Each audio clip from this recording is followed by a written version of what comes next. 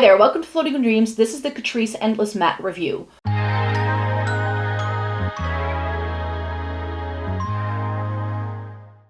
Welcome to everybody watching today. Thank you so very much for joining me. Today I'm going to be reviewing all 11 of the Catrice Endless Matte liquid lipsticks. I have no clue what these will be doing because this could potentially be a mess. But yeah, there's 11 shades here, mostly nudie browns it seems. I will be swatching all of these lipsticks on my lips for you today. I'm wearing a very neutral eye look, a very neutral sweater to hopefully give you the best idea of what this looks like. I did get new lighting, so I'm still sort of like fiddling around with seeing what the best setting for it is. So let me know what you think of the lighting. I definitely think that this is a little bit more true to color than what the huge soft boxes would do because those were too close to my face, I feel. And they had started to like look a little weird sometimes in some videos. So let me start off with the first shade here. So in case you don't know what these look like, this is what the Catrice Endless Matte lipsticks look like. They are a like black tube, and then the shade that you get inside is what's sort of like what it turns into, you could say. Shade 10 is Get Undressed, and this does not look like my shade because it looks like a very nude brown tone. So here is what 010 Endless Matte looks like on me. I think it looks really pretty. It's actually a lot better than I had expected. It's just a nude brown tone. It's like a really good beige, and this is a very thin liquid formula. It feels very watery on the lips, and it does stay feeling creamy. I'm definitely curious to see how much these dry down and what the wear time is like. So I'm going to be selecting a shade. I think it's going to be like one of the red tones that I'm going to be wearing for the rest of the day, and then when I come home later tonight, I'll update you on how it wore. But yeah, it is one of those drying lipsticks, so if that's not what you like, you may not love this. So that removed really easily, so I'm not sure what the staining factor of these is going to be. It doesn't seem to stain too terribly. Number 020, I don't know what it is called. I'm going to have to look it up online because this shade, I can tell it's different from all the others, but it came without a sticker for me, and the name isn't written anywhere else on the packaging, but it looks like this.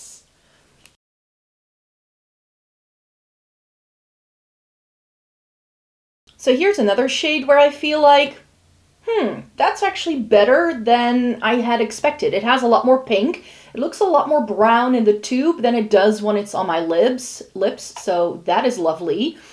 But I don't love this formula upon application. It does feel nice. It seems to have some sort of oil in there, so it doesn't feel very drying. Then I'm putting on the second one.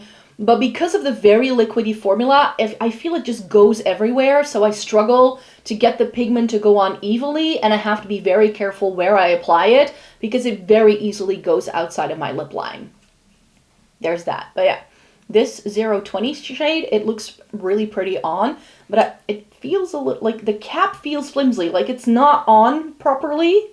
It kind of like rattles when I shake it, which it's not a good look. 040 is Wifey, and this looks like a very pale, cool tone pink in the tube. Again, I don't love the packaging with these. They feel very flimsy. So as much as I dislike this packaging, I do really enjoy this shade. This is lovely if you're super fair-skinned and you have a very cool undertone. This is going to be your shade because this is a lovely, more blue-toned leaning sort of shade for sure. I really like the look of this. It's not my favorite kind of tone. I definitely feel like we get too many of these shades already, so you don't necessarily need it in this formula. Next up is 050. This is Kiss Me Quick, and this looks another like pink tone. It's a bit more nude. It's more like a rosy tone, judging by the applicator. And this is another really pretty shade. I think this looks lovely on. It does have a little bit of warmth, but now that it's like on my lips and it's drying down a little bit, it doesn't seem to be as warm toned. There's definitely a little bit of purple running through it, so it's like a mauvey, purpley tone. But here's the thing. I'm in my 40s. My lips are textured. I don't think I would go for a formula like this anymore, even if it ends up being super long wearing. I prefer to reapply my lipstick and have like sort of more lightweight things. If I want something that's super long lasting, I have other matte lipsticks in my collection that can do the job. I don't need anything like this. I really feel like liquid lipsticks had its moment in like 2016 and we don't need to bring it back. Next up seems to be a very fiery red. This is 060 Red Flag.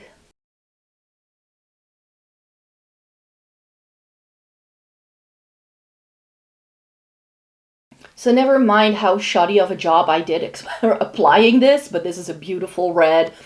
It looked like it was going to be perhaps a little bit orange toned when it went on first, but now that I've got it on fully, it's a very lovely, more blue toned red.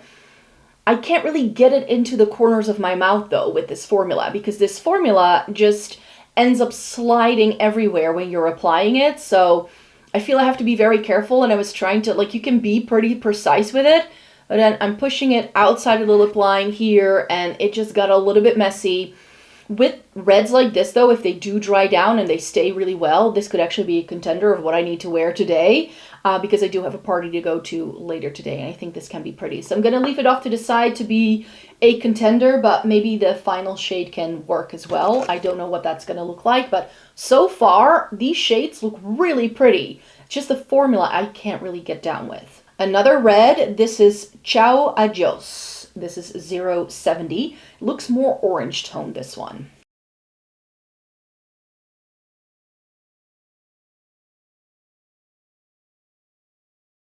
So this one's weird. It is a full-on orange, that's for sure. The shade again is stunning, but this is the first one where I feel where the thin formula is really letting it down.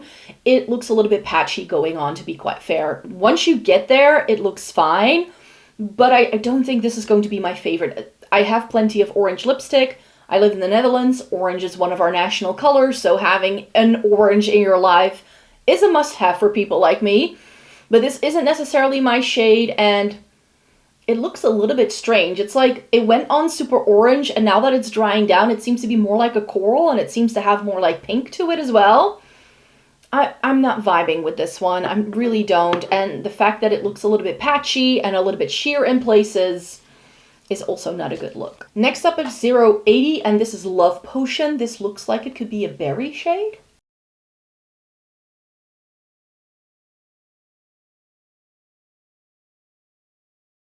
See, and this I do really like. This is a beautiful shade, but again with the formula, like, I'm struggling to get it to look nice around the corners of my mouth.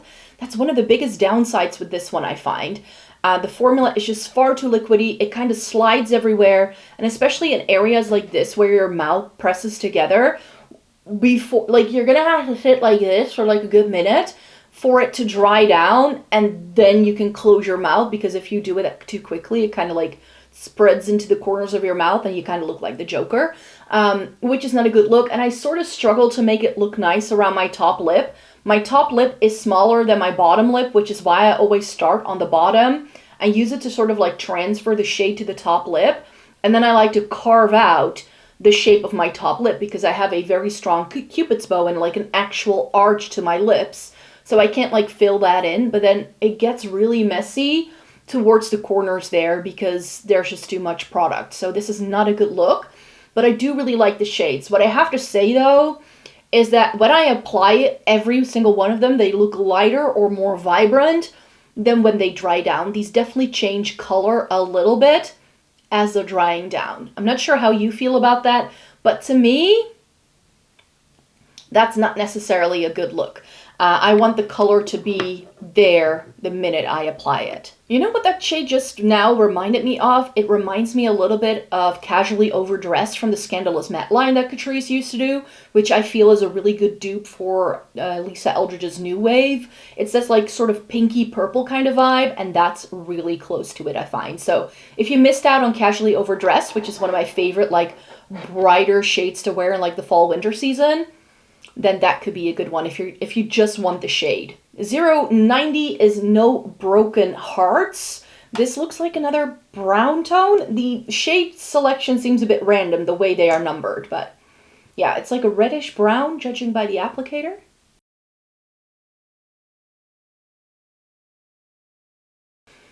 So here again, different shade going on, and then once it dries down, that red tone comes through. When I first put it on, it looked like a milk chocolate shade. And now that it's drying down, that red that I saw on the doe foot actually came through. I just struggle, like I said, with this formula because it's so wet. I struggle making it look good around the lip line, and it has a tendency to like push towards the edges of your lip. And then you either need to blot that down or like take it away somehow. So I love the shades of this line. Like the shades of this are absolutely stunning, I have to say. I think they all look good. So far there hasn't been a single true dud for me, which is rare with Catrice. There's usually a couple I don't like, but these are all great when it comes to shade-wise, but formula-wise, I'm really not liking them. Shade 100 is Coffee Date, so I think it's just a darker brown.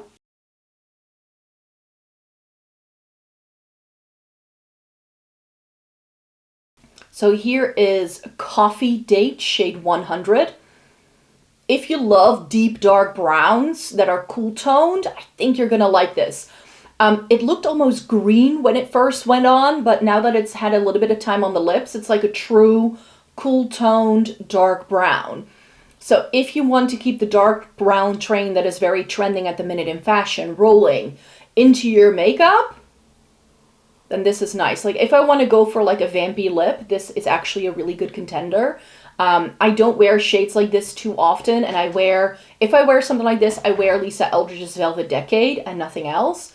But yeah, this can fit that bill, and I think if you have a deep skin tone, this can be a good neutral for you. See, I'm missing a few shades because this is 110 and I still have 130 left. So I'm missing like shade 030 and shade 120 then? But that's the thing, I haven't been able to see any of these shades in store, and every single time I've looked for them, I haven't been able to find anything that I didn't own yet. So maybe they still need to be released. I don't know what's going on there. But 110 is Pralines and Flowers. Seems to be another brown. Remember what I said about there not being a single dud shade in this line? I think I have found the first one. This looks like baby poop on my lips. It's not a good look. It's a very yellow tone brown. If that's your vibe, if you're super warm tone, this may be nice. And I have to say that I do enjoy that Catrice is doing some slightly different things in this lineup. Like from the tube, it just looks like a boring brown shade, but this is definitely something different and a little bit more edgy for them that they don't normally do. So if you have the right undertone, this is going to look stunning on you. On camera, I don't think this looks super ugly on me. And also in real life, there's something about it, you could say, but yeah, it definitely looks like a weird yellow, orange, almost green tone brown. It's not a good look. Like I said, it's the same shade as baby poop. I'm not sure if I want that on my lips. The final shade I have for you is 130 So What? And this is an orange, it seems, like an orangey red kind of thing.